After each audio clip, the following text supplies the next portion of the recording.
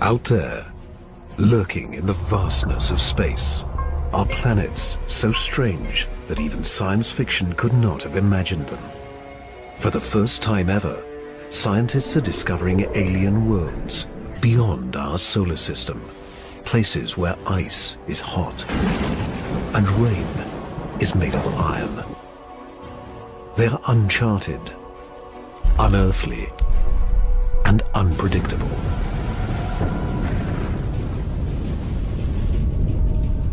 And somewhere, hidden among these strange new worlds, scientists seek the greatest discoveries of all.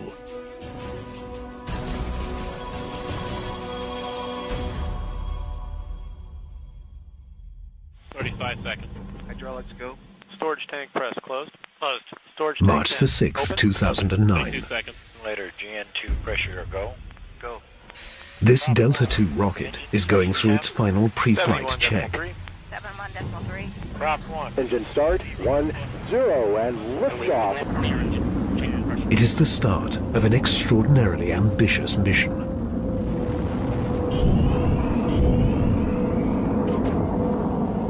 The Kepler Space Observatory is hunting for Earth-like planets within a region of 100,000 stars.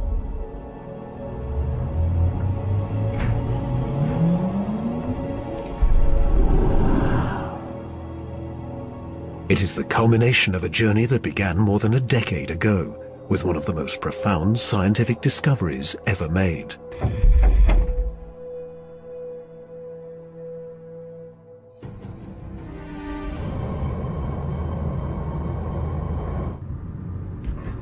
In 1995, Swiss astronomer Michel Mayor and his team make a routine observation of stars in the constellation Pegasus, located 50 light-years away. But the instruments show something strange. One star is violently lurching and wobbling. What we discovered, it's one of these stars have a velocity changing with time. What is powerful enough to disturb a star the size of our sun? Mayor offers a radical answer: a planet. But no one has ever seen a planet around another sun-like star. Problem in detecting planets around other stars is that as a planet orbits a nearby star, that planet gets lost because of its feeble light in the glare of the very bright star. In spite of the odds, Mayor relies on his data and is convinced the wobbles are caused by the gravitational pull of an orbiting planet. When I read this claim from Michel Mayor, I was very skeptical. There had been many false claims of the first planet ever discovered around another star, and I thought to myself, oh boy, here we go again.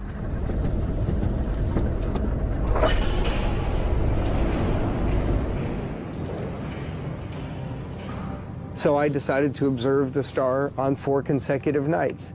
And stunningly, the star was shown to wobble exactly as Michel Mayor had said.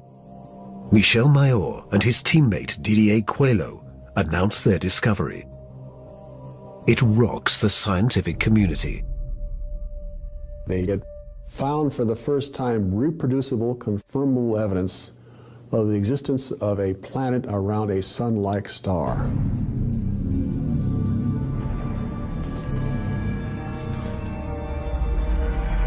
Officially called 51 Pegasi b, the planet is nicknamed Bellerophon in honor of the Greek hero who tamed the winged horse Pegasus. It is a planet that breaks all the rules.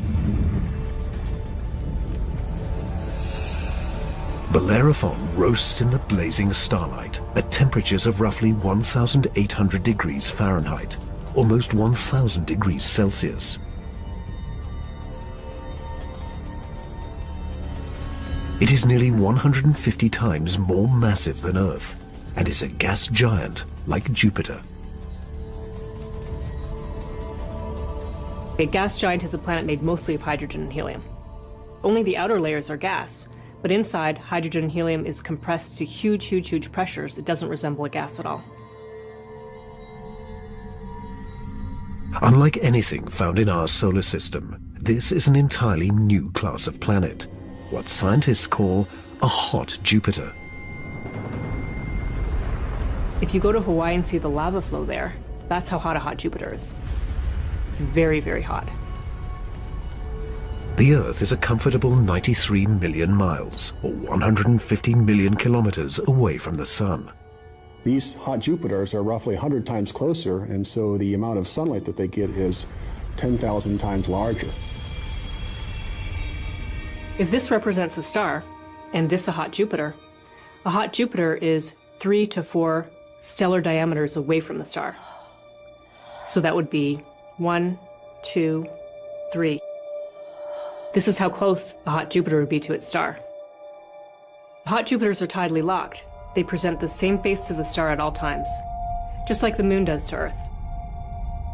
It's going to be permanent daylight on one side and permanent nighttime on the back.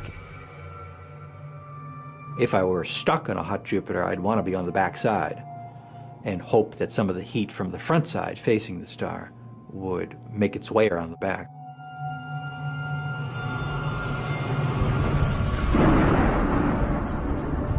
The variations in temperature make Bellerophon's atmosphere extremely windy.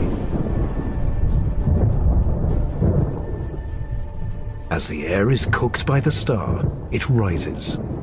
Cooler air rushes downward to replace it, just as it does on Earth. The wind howls at thousands of kilometers per hour, far beyond anything we could ever withstand. The heat blast guarantees water vapor cannot exist, but that doesn't mean there is no rain. It's far too hot for water liquid clouds to form here, but instead these clouds would be made out of iron. Iron vapor can exist at much higher temperatures than water. And because of that, things could get a little messy.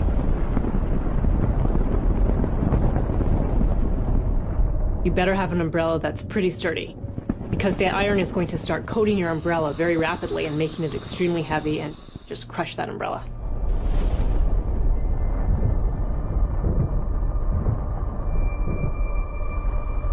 The sky overhead is filled with dancing curtains of color. Charged particles from the nearby star make auroras far more extreme than the northern lights on Earth. There is something else unique about this newly discovered world. Bellerophon orbits its sun in a blistering 4.2 days. No self-respecting planet goes around a star in 4.2 days. None of the planets in our solar system take such a short amount of time. For scientists, the tiny orbit challenges long-held notions of how planets form. The fact that the planet was orbiting every 4 days was a total puzzle until one night in the middle of the night I woke up and said, well, this must be proof that planets migrate inwards. They don't stay put where they are. The key to the puzzle is found in how planets are made. Planets are a byproduct of star formation. When stars form, they have a disk of dust and debris around them, and out of that debris, planets form. Much of what we know comes from the Hubble Space Telescope as it aims at regions like the Eagle Nebula.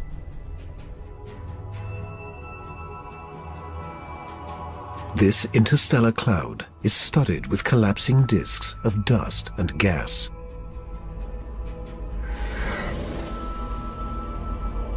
A giant clump grows in the center of each disk. Temperatures reach a searing 10 million degrees Celsius. The same nuclear fusion that powers our sun is unleashed.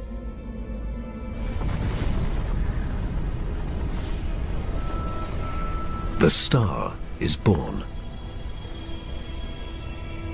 Radiation from the star generates a stellar wind that sweeps away leftover dust and debris.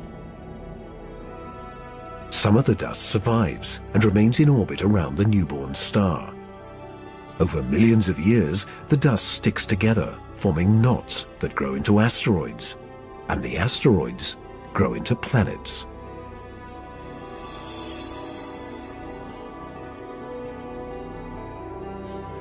These planets migrate through the disk until they find a stable orbit.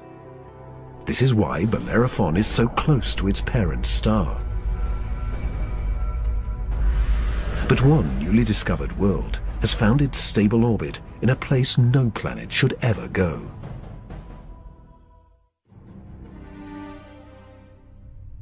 In 2001. The Hubble Space Telescope is directed to an obscure star some 150 light-years away from Earth, in the constellation of Pegasus. This is the same region where Bellerophon was found 6 years earlier.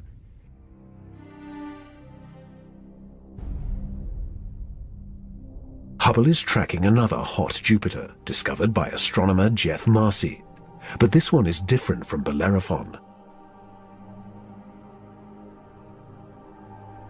You've probably heard of the planet HD 209458b. It's a terrible name. A terrible name for a terrible place. HD 209458b has been dubbed by some as Osiris, after the Egyptian god of the dead. Osiris is over 200 times more massive than Earth. It has migrated perilously close to its sun.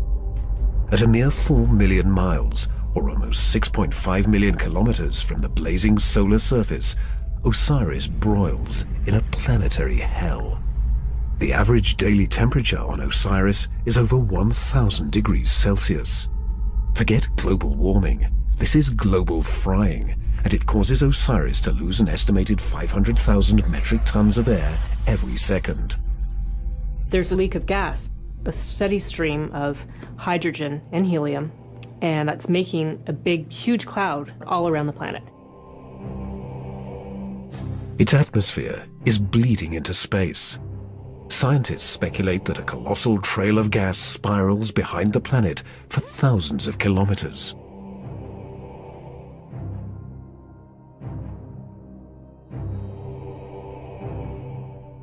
Osiris presents an unprecedented opportunity for astronomers. Using Hubble, they analyze the alien planet's bloated atmosphere. This is the absolutely first time where we could tell what is the composition of the atmosphere of an extrasolar planet.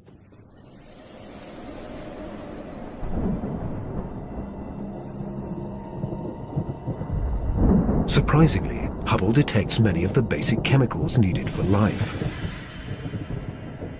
Sodium, carbon, hydrogen, and oxygen. But Osiris is far too hot for life as we know it. There may be other forms of life, however, that thrive on higher temperatures. But there's no solid surface as we know it on a hot Jupiter. So this life would have to be just tiny little microbes floating around on aerosols. And on our own Earth, we have life that floats around in our atmosphere. But that life didn't start there. So life almost certainly would not exist on hot Jupiters. Astronomers have discovered many hot Jupiters since Bellerophon was found in 1995. But conditions on these worlds rule them out as places where the drama of life can unfold.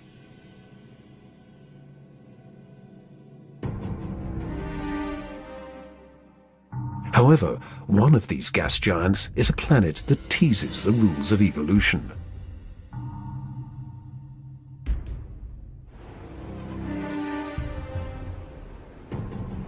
Astronomer Geoff Marcy discovers something shocking about a planet orbiting a star called 16 Cygnus b, located some 70 light-years away in the constellation of Cygnus, the Swan.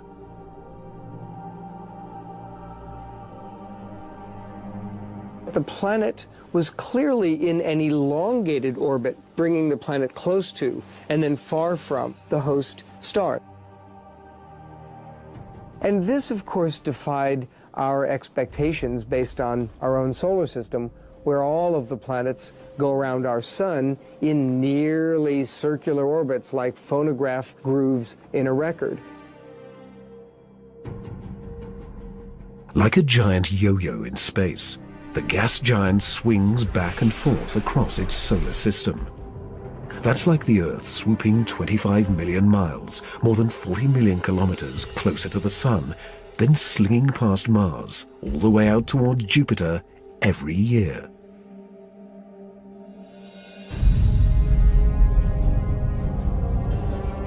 And like all of the gas giants in our solar system, this yo-yo planet probably has an entourage of moons.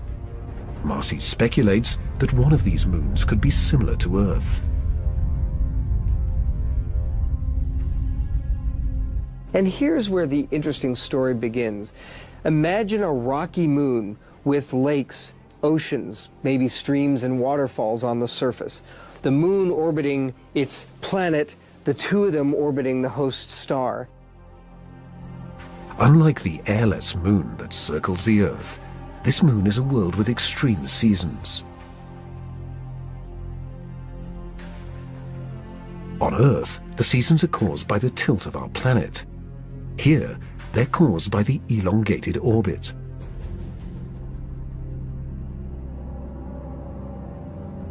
These poor planets that are in these elongated elliptical orbits suffer terrible changes in their climate throughout a year. As they make their closest approach, the yo-yo planet and its moon are blowtorched by the star. Summer begins. The atmosphere on the Earth-like moon is savaged by raging storms. Category 5 hurricanes on Earth are tiny eddies compared to the monster vortexes that form here.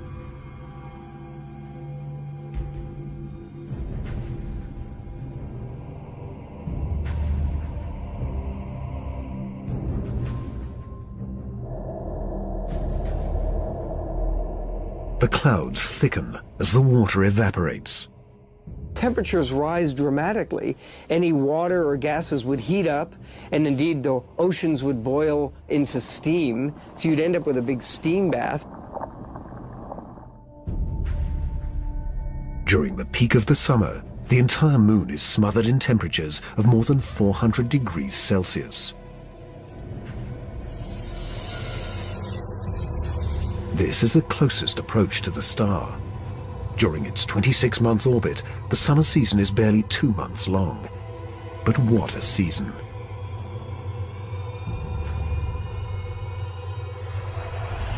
The planet and its moon swing away from the furnace of the star. Temperatures fall to ranges we would find temperate and comfortable.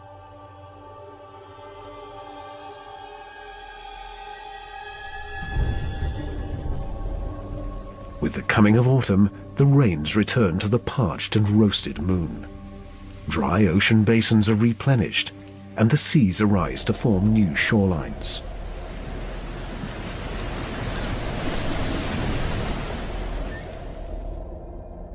Tranquility prevails as the yo-yo planet and its moon slip into the deep freeze of winter. Now over 200 million miles, more than 320 million kilometers from the star, the daytime sky is dark. Temperatures hover around minus 160 degrees Celsius. The oceans freeze, and the polar ice caps expand across the moon's surface into a globe-girdling sheet of ice many kilometers thick. Winters are long, lasting 17 months.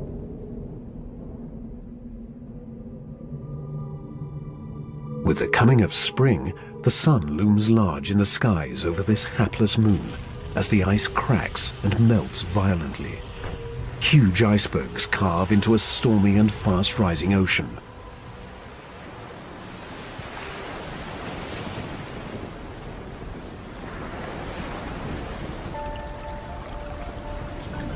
For two preciously short periods, during the spring thaw and the autumn rains, the climate on this Earth-like moon is balmy and comfortable.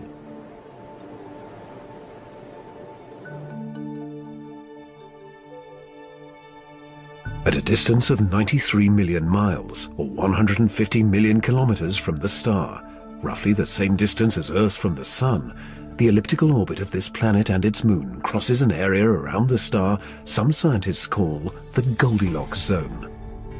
The conditions here are just right for life. If you're too close to the star, then it's too hot. If you're too far away, then it's going to be too cold and everything's going to be icy. But then if you're right in the middle, it's just right. Every star has a Goldilocks zone. Where that zone is depends on the size and temperature of the star. In our solar system, Venus marks the inner boundary and Mars the outer boundary. Earth and its abundance of life is right in the middle. The Yo-Yo planet passes through the Goldilocks zone twice a year, for 3.5 months during the spring as it races inbound, and again in the autumn for 3.5 months as it hurtles back into the colder reaches of space. Could life survive the conditions outside the Goldilocks zone?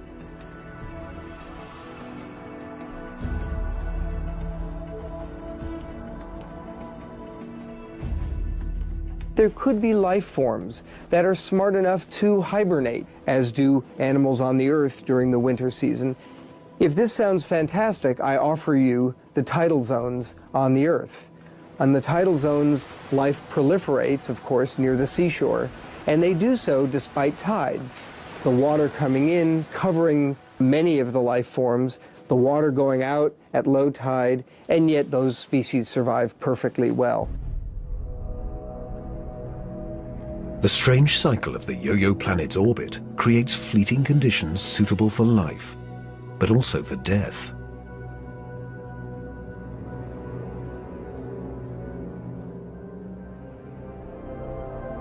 Some alien planets are even more bizarre. Imagine a world that has no star to orbit. Scientists speculate that our galaxy is teeming with rogue planets, adrift in the murky lanes of interstellar space. These are orphaned worlds, planets that are booted from their solar systems by the chaos of planetary migration. Astronomers call such worlds planemos. Planemos are planets without a star. They're just drifting through the galaxy indefinitely. What massive force would it take to kick a planet out of the solar system? When a young star forms with a contingent of planets around it, many of those planets gravitationally interact with each other. They yank on each other, slingshot each other, so that one of them is ejected from the planetary system, voted off the island, if you will. If you were, unfortunately, a resident on a planet that was kicked out by a collision or a near collision with another large object, you'd probably rapidly move out of the habitable zone. There are hundreds of billions of these lost, wayward, poor, wandering planets out in our Milky Way galaxy with no parent star to warm them up. Cold, dark, and quiet. Because planemos have no sun, they are worlds without days or years.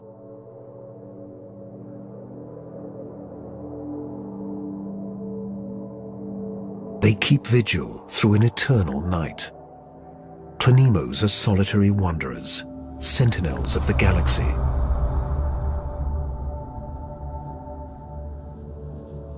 But just because it's out there drifting in space doesn't mean a planemo is dead. If the planemo is a rocky world, it could well have life on it. A small rocky planemo without an atmosphere will slumber in extreme cold, far colder than the coldest winter's day at our own South Pole.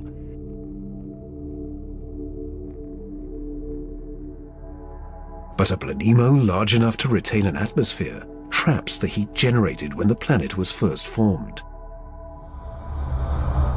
It is the ultimate greenhouse effect.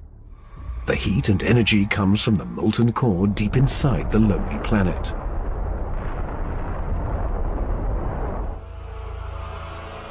If the Planemo is a gas giant like Jupiter, it may have a system of moons. The gravitational pull between the Planemo and its moons creates friction, causing the interior of the moons to stay warm. These moons could also have life on them, in the same way that Jupiter's moon Io has volcanoes and has a lot of heat energy being generated by interactions with Jupiter and the other moons. If anything lives here, it will be single-cell organisms like common bacteria found on Earth, not complex life forms.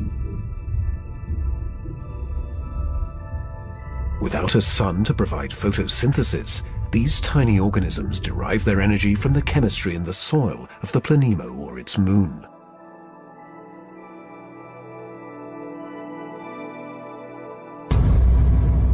Similar conditions do exist on Earth.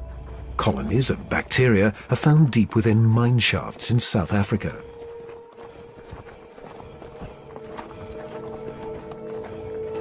They have no access to oxygen or light and survive entirely on the chemicals they make from the surrounding dirt. Their metabolisms are extremely slow, and they reproduce only once every 1,000 years. If life dwells on a sunless Planemo, it could be organisms like these, marooned when their planet was young.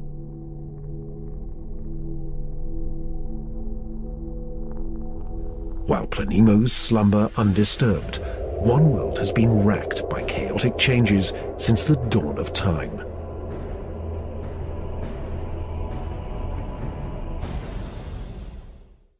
In 2003, astronomers confirmed the existence of a relic from the dawn of time in the constellation of Scorpius.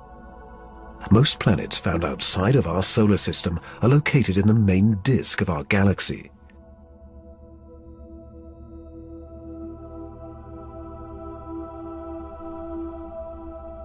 But this world is perched high above the plane of the Milky Way in a cluster of nearly 10,000 primordial stars.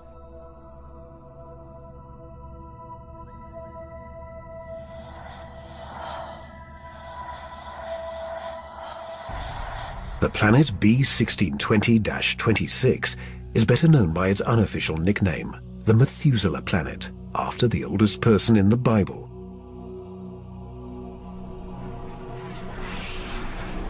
The reason this has been known as the Methuselah planet is because that cluster is about 12 billion years old or so.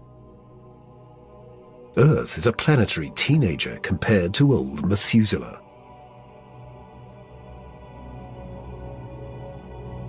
Roughly 8 billion years before the Earth is formed, Methuselah is a young gas giant, perhaps with raging tempests and an entourage of moons.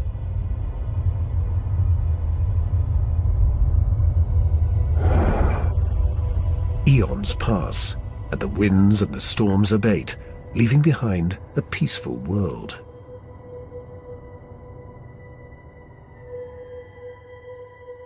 Suddenly, two stars loom in the sky. These are the burned-out cores of long-dead stars haunting the cluster.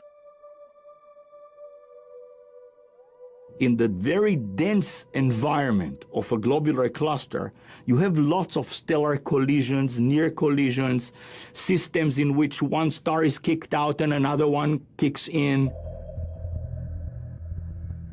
In a cosmic dance of gravity, similar to the migration of planets, one of the stars is kicked out and replaced by Methuselah's parent star.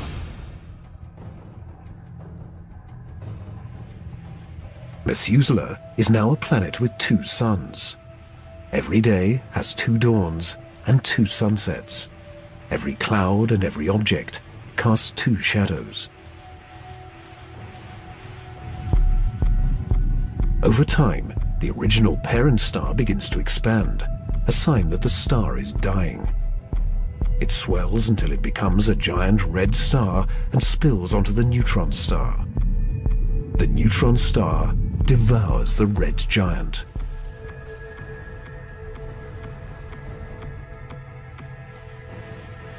Today, Methuselah is a world imprisoned by the skeletons of two dead stars, the stripped core of the red giant and its companion, the pulsing neutron star.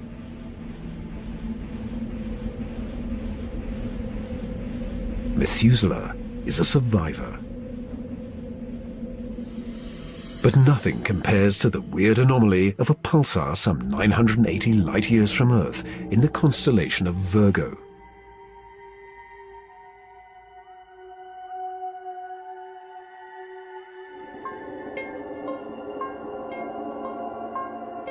From afar, a pulsar looks like a blinking light, but up close, pulsars machine gun their surroundings with deadly radiation. They are no place for planets. Yet something interferes with the precision of this pulsar. One explanation is that the anomaly is caused by a planet. But many astronomers are skeptical that planets orbiting a pulsar can exist.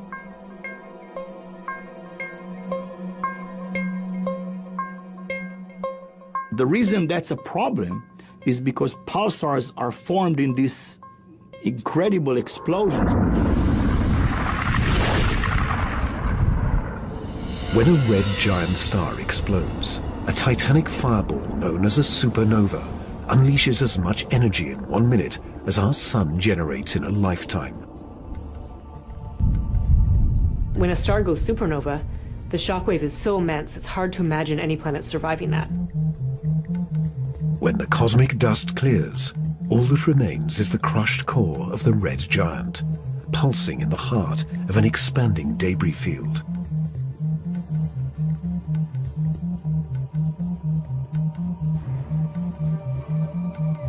Matter blasted from the colossal explosion falls back to the pulsar and forms a disk. Within this chaos, a new world arises, born from fire and destruction, a planetary zombie raised from the carcass of the former red giant star. It's amazing that planets could form in that environment. A planet orbiting a pulsar will give you the feeling of being in a disco bar with a very strong strobe light, which is the pulsar.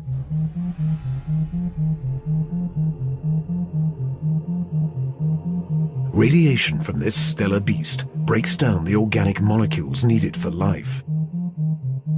The pulsar has these very strong magnetic fields that are being spun around as the star is rotating quickly, and it's picking up any material, electrons, protons, and speeding them up and slinging them out at high speed. So it's like a solar wind with a vengeance. I can't imagine that there would be much of an opportunity for even simple life, microbial life, to emerge and to flourish on a planet around a pulsar. Largely because if you were in the pulse, you'd be severely energized, and if you were not in the pulse, you would be completely devoid of energy. The discovery of pulsar planets shows how new worlds can form in the wake of a star's destruction. No matter where a planet arises, the process of its birth is fraught with danger.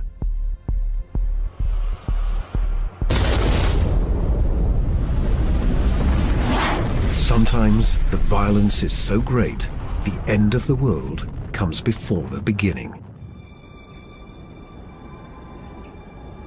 2007, astronomers using the giant Gemini North Telescope make a strange discovery in the Pleiades cluster, some 400 light-years from Earth. A star known only by its catalog number HD 23514 is surrounded by a giant donut-shaped cloud of dust and gas. The star in the middle of the donut shape is about 100 million years old, a cosmic toddler in astronomical terms. Our Sun is 45 times older. The conditions are perfect for planets to form. But spectral analysis finds something strange. The dust is utterly pulverized.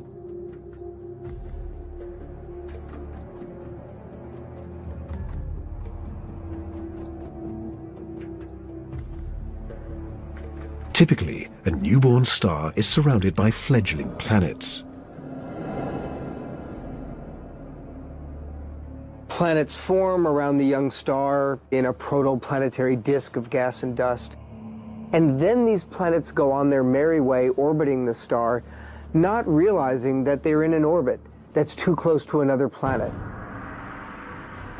Billions of years ago, two primordial planets orbiting HD 23514 are spinning towards doom.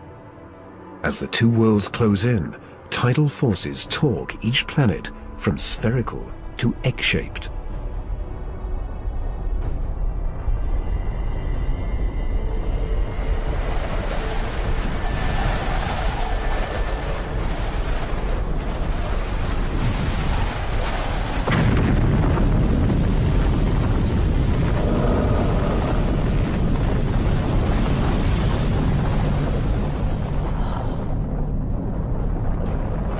The two worlds are annihilated, creating the dust and debris seen around star HD 23514.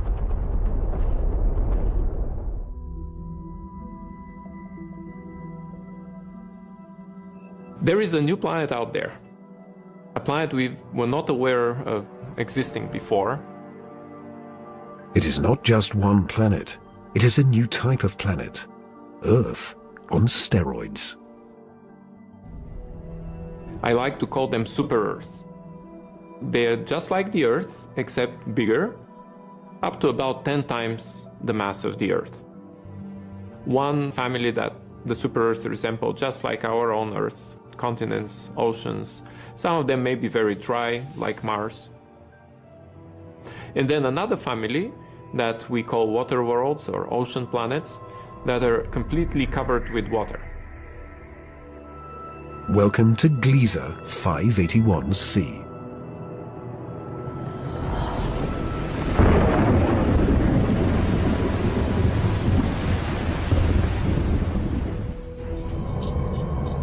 This planet was found by Michel Mayor, and it orbits with two other planets around a very small star.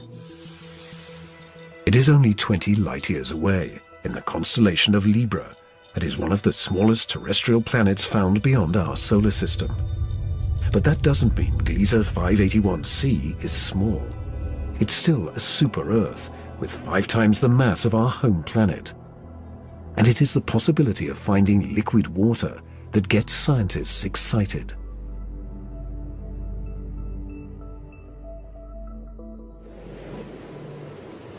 An ocean planet feels like being in the middle of the Pacific Ocean, with no land in sight, just water, puffy white clouds, and blue sky above you. The winds on the ocean world are going to be similar to that of the Earth, so it will be a very good place to sail. The weather's absolutely perfect. Every day you get a clear blue sky, and the sun just stays in the same place. Now, how's that for weather prediction? No land anywhere, even far beneath the surface. When you have a large amount of water, then at the bottom of an ocean, you will form very high pressure in excess of 1 million atmospheres. And that pressure will compress the liquid water, that is the ocean, into a state which we call ice 7.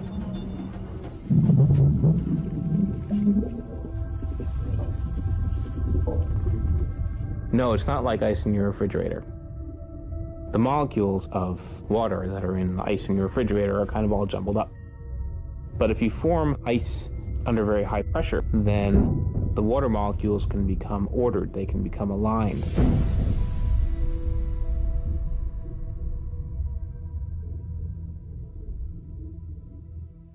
I can show you a crystal that is a very good analog to ice 7.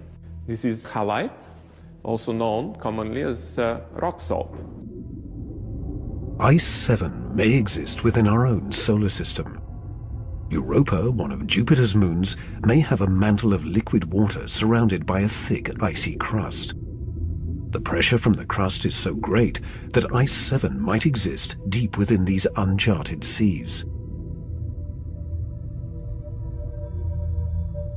If we scale up and thaw out Europa, it may be a water world similar to Gliese 581c.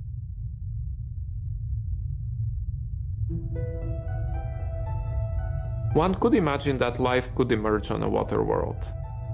After all, water is essential to life on Earth. Everywhere on Earth where there is water, there is life. You cannot find a sterile drop of water on Earth unless you put it in the microwave yourself. On this water world, there could be bacteria or any kind of life in the ocean itself.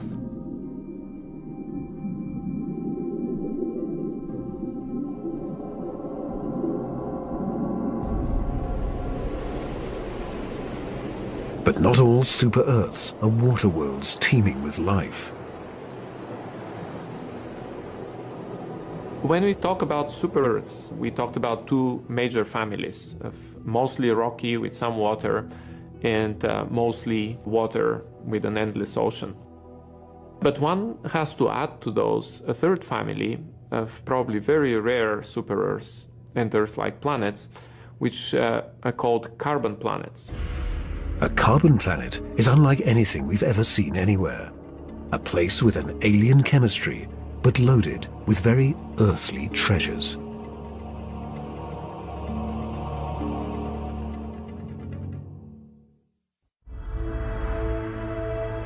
Throughout our galaxy, there are planets which are barren and poor and inhospitable. But science is on the trail of a new type of planet, an entire world of treasure. In our own solar system, in our sun and in all the stars nearby, there's always more oxygen than carbon. But if we think of a place in the universe where there's more carbon than oxygen, then planet formation is very different. Spectral analysis shows carbon to be far more plentiful 26,000 light-years away, near the center of our galaxy. Planets that form here may contain a rich abundance of carbon.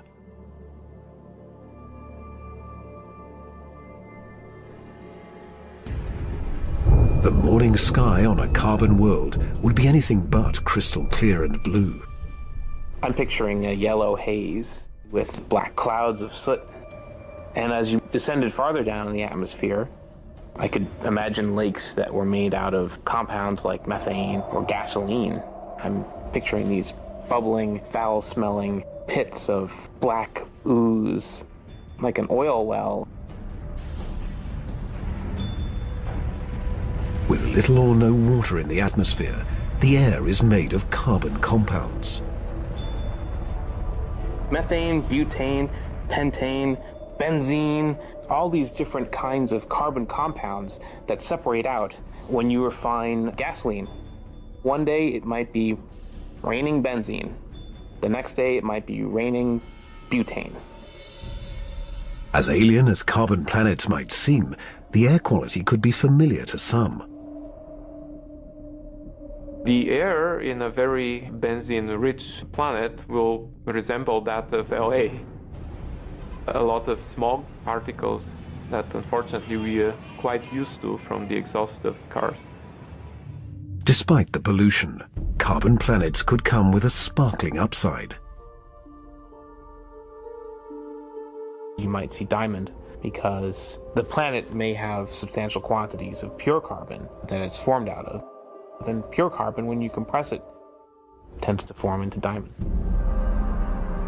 The secrets of exotic planets like these are waiting to be discovered all across the galaxy. But astronomers won't be satisfied until they find the Holy Grail, a planet like our own, one that sustains life, the next Earth.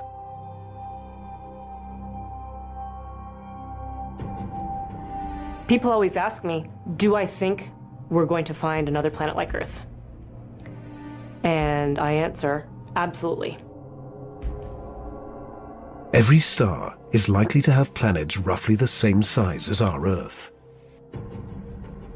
We think that essentially every star has several Earth mass or super Earth mass planets. So if you have, say, 200 billion stars in the galaxy, that may mean there are 400 billion Earths in the galaxy or more. 400 billion Earths. The Kepler Space Observatory is the first instrument capable of finding one of these planets. Kepler is looking at the constellation Cygnus in the night sky at 100,000 stars, taking picture after picture after picture, minute after minute. And the goal of Kepler is simple: to look for stars among the 100,000 that dim. When a star dims slightly, it means a planet is passing in front, blocking some of the light. How long the star dims and how much light gets blocked will tell scientists about the size of the planet and the distance from its sun. A good analogy for this is looking for the dip in the light that you would see from a searchlight if a small moth flew across the searchlight.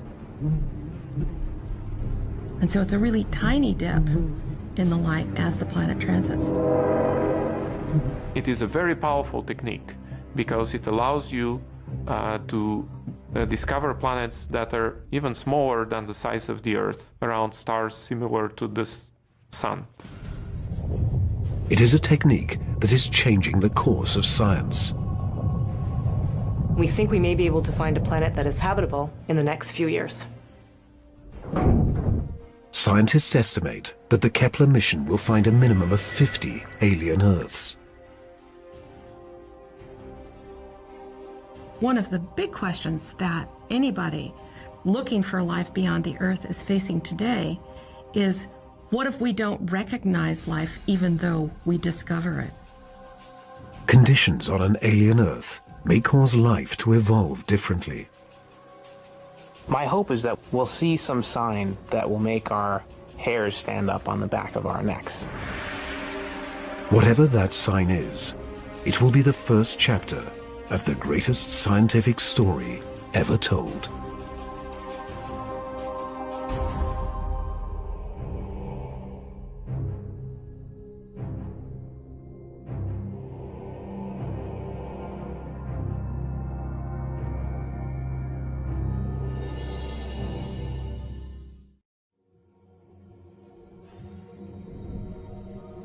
On clear summer nights, we have long watched in awe as a broad band of light rose up across the sky. Now we know that behind this luminous veil of gas and stars, a restless universe is being shaped by shattering collisions, explosions, and shock waves. Two groups of astronomers are tracking a star that has accelerated to mind-boggling speeds. They believe it holds clues to the origin and nature of a mysterious object that's lurking deep within the galaxy. What are they learning about the supermassive black hole at the center of the Milky Way?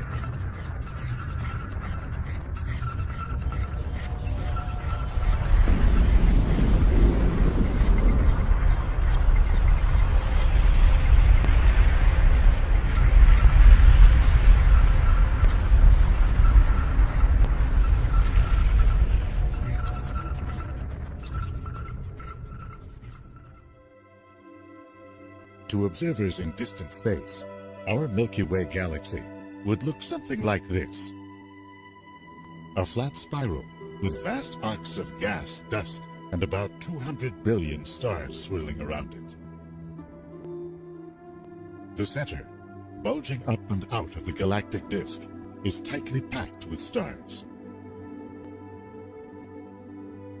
Thick dust and blinding starlight have long obscured our view of the mysterious inner regions of the bulge. And yet, the clues have been piling up that something important, something strange, is lurking there. The first to take notice was the physicist Karl Jansky back in the 1930s. He had been asked by his employer, Bell Telephone Labs, to investigate sources of static that might interfere with what it saw as the killer app of its time: radio voice transmissions. Using this ungainly radio receiver, Jansky methodically scanned the airwaves. He traced most of the static to thunderstorms, nearby and far away. There was one signal he could not explain. It was a hiss of radio noise that sounded like steam. Jansky narrowed it to a region in the sky, the constellation of Sagittarius, in the direction of the center of the galaxy. Located within a larger pattern of radio emissions, Jansky's source would become known as Sagittarius A. Word of Jansky's finding got out. He assured the public that it was not aliens seeking contact. Whether it was or wasn't, no one could really say for the next 3 decades. Then a young astronomer named Eric Becklin got interested in probing deeper into the galactic center. Sagittarius rises right about there. First comes Scorpio around midnight, and then Sagittarius and the very big Milky Way and the very core of the Becklin is one of those rare researchers whose curiosity and determination push our understanding to a whole new level. It was the 1960s, and astronomy, like society, was in a period of ferment. Astronomers were peering into ever more distant corners of the universe, looking for answers to a whole new set of questions. When Eric began his career, a class of extremely powerful radio beacons called quasars had just been discovered in distant space. What powerful objects were generating them? Did they come from the bright centers of galaxies, as some astronomers suspected? To look into the center of another galaxy, you have to pinpoint its precise location. Young Becklin first took aim at our luminous neighbor, Andromeda. In this recent ultraviolet image, you can see a dense globe in the middle. Becklin found the point where the light reaches peak intensity and marked it as the center. From our orientation in space, the Andromeda Galaxy is in full view. But our galaxy is a different story. We live inside it. To pinpoint its center, Becklin had to find a way to see through all the dust and gas that obscure our line of sight. He went to a military contractor and obtained a device that reads infrared light. Its wavelengths are similar to the distances between particles in a dust cloud, which allow it to move right through the dust. Looking toward the galactic center, Becklin began measuring the brightness of infrared light as it rose to a peak, marking its exact location. Thus began Becklin's long quest to see what lies deep in the Milky Way's heart. Be a black hole here. Because people at that time But he wasn't the only astronomer interested in the galactic center. Sagittarius star was over there. Sagittarius star can be a black hole. Now we know, of course. Reinhard Genzel But nevertheless, and this a is a bit team of a puzzle based that at the there's only Max a blue Planck star Institute for Extraterrestrial Physics in Germany began a similar campaign in 1990. More than a fighting chance.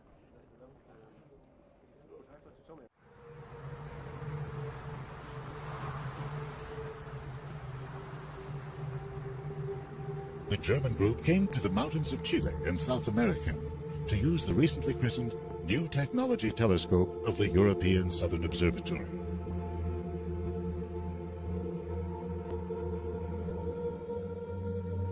A few years later, in 1993, high atop Hawaii's Mauna Kea volcano, Eric Becklin and colleagues, including Andrea Ghez, began using the giant new 10-meter Keck telescope. The American and German groups shared the same goal, to identify the source of radiation first observed by Carl Jansky. They found that most of the energy is coming from a region they called Sagittarius A star. This is our roadmap, and that's the center of our galaxy. That is too small and dim to actually see. That was not true of stars that are orbiting around it. Tracking the precise locations of these stars would take the sensitivity of Keck's wide aperture. You can ask, how well can we position stars in our field of view? And it's, we can position things to 2 centimeters in LA as viewed from New York. So you can basically tell somebody's waving like this with their finger in Los Angeles as viewed from New York. It's powerful enough to detect an object with the luminosity of a candle on the moon. Meanwhile, astronomers had focused the new Hubble Space Telescope on a different galaxy. A giant elliptical cloud made up of nearly 1 trillion stars 50 million light years away, called M87. They tracked gas whipping around its center at speeds of almost 2 million kilometers per hour. That led them to calculate the mass of the gravitational source at M87's center at 4 billion times that of our Sun. This measurement, the first of its kind, pointed to the presence of a black hole of truly supermassive proportions. But that did not conclusively prove its identity.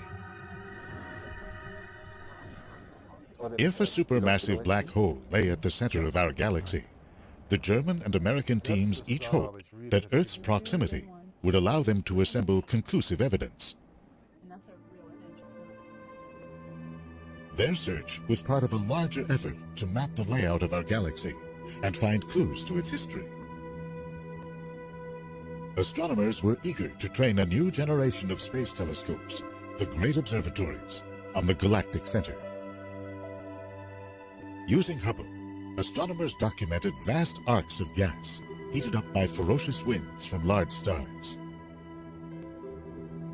Capturing infrared light, the Spitzer Space Telescope picked up the swirling heat signatures of dense star concentrations.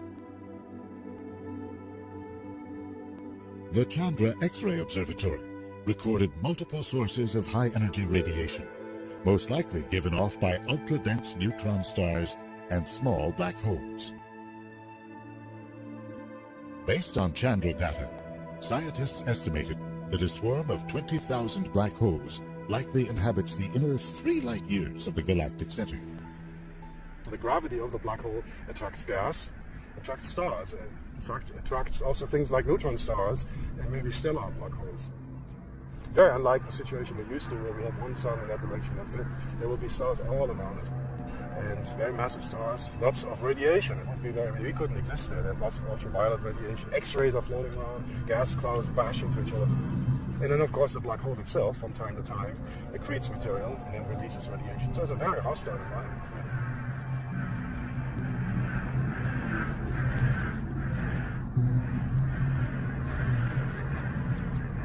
To conclusively prove there's a supermassive black hole in the center, the teams would have to prove that it's confined to a very small region, and that it has enough gravity to whip the stars orbiting it to high speeds.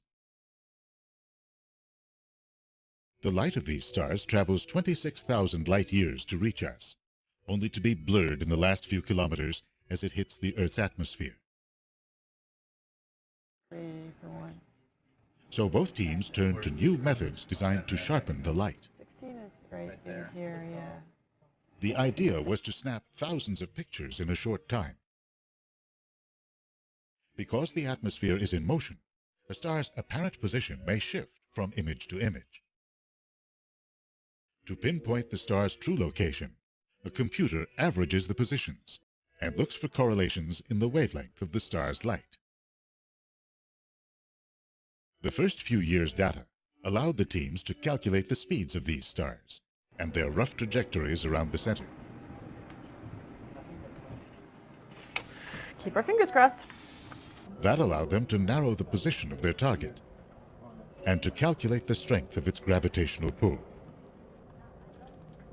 That gave them its mass, roughly 3 million times that of our Sun. Because no other single object is known to weigh that much, it was strong evidence of a black hole. But it was still not ironclad proof. Their data, for example, didn't rule out a dense concentration of stars packed into the center, held there by their mutual gravity. The proof the team sought would come in the wake of an extraordinary event.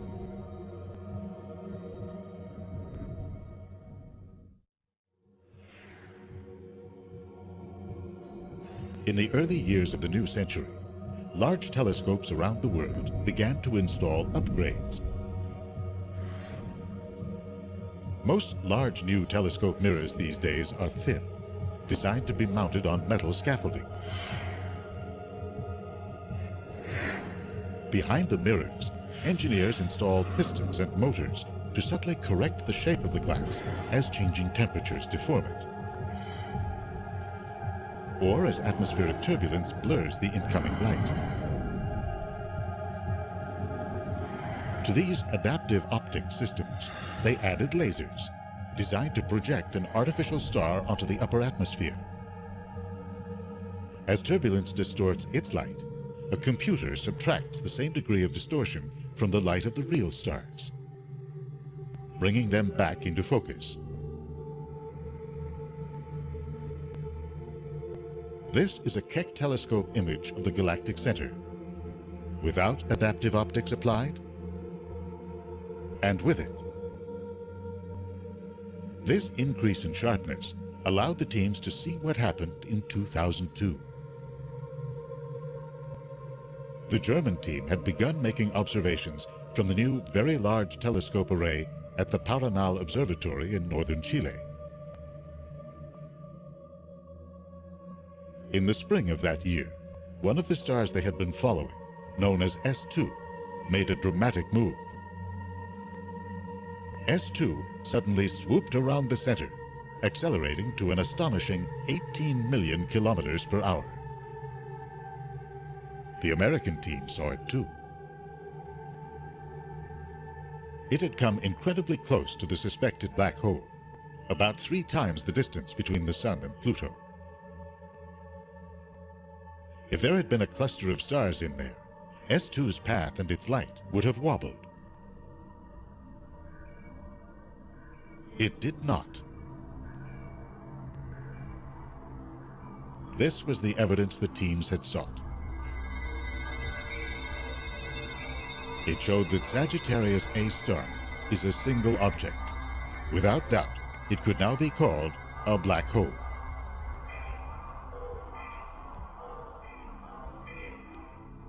This observation came at a time when astronomers had begun to believe that supermassive black holes play an active role in the evolution of galaxies. They had found that they occupy the centers of nearly every large galaxy. In fact, the larger the galaxy, the larger the black hole. That suggests that the two must have evolved hand in hand, each shaping the life story of the other. As matter flows into a black hole, it heats up to millions of degrees. Despite the black hole's intense gravity, much of the inflowing matter blows off in fierce winds and shoots out in powerful jets that roar out of its poles. The more matter that rushes in, the more the black hole pushes back out. The force and heat from an active black hole can have the effect of limiting a galaxy's growth by slowing star birth and by pushing gas out of its central region.